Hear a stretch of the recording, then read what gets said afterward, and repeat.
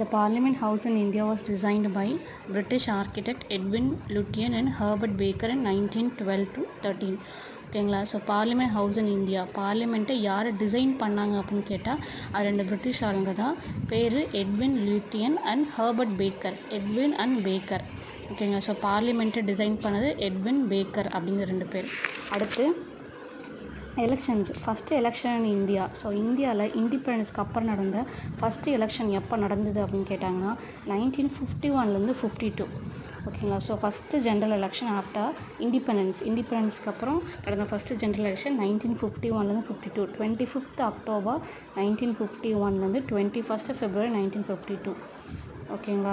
இதுக்கு முன்னாடி 1920 நடந்தது. இண்டிபெண்டன்ஸ்க்கு முன்னாடி நடந்த எலெக்ஷன் அப்படின்னு பார்த்தா 1920 நடந்தது.